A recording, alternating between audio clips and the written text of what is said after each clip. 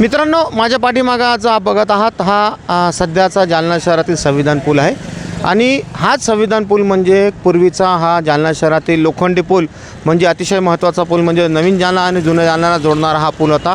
ह्या पुलाची निर्मिती साधारण 1907 ते 8 मध्ये झाली होती आणि ज्या वेळेस 2008 मध्ये या पुलाची 100 वर्षाची गॅरंटी संपली तर लंडनवरून एक पत्र आलं होतं जालना शहर नगरपालिकाला की या पुलाची 100 वर्षाची आमची गॅरंटी संपलेली आहे आणि हा आपण पूल पाडून नव्याने तयार करावा।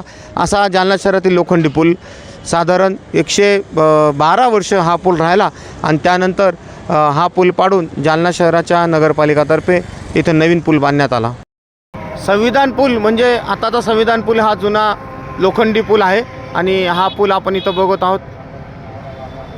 जालना शहरातील मस्तगड मम्मादेवीजवळ असलेला नवीन जालना जुन्या जालन्याला जोडणारा हा पूर्वाश्रमीचा लोखंडी पूल म्हणजे आजचा संविधान पूल।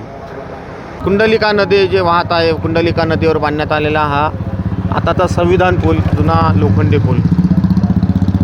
मित्रांनो, ही आहे जालना शहरातील प्रसिद्ध अशी राष्ट्रीय हिंदी विद्यालय शाळा आणि याच राष्ट्रीय हिंदी विद्यालयाच्या शाळेसमोर आहे हे अग्निशामक दल आणि या अग्निशामक दल येथे पडलेले आहेत लोखंडी पुलाचे जुने अवशेष।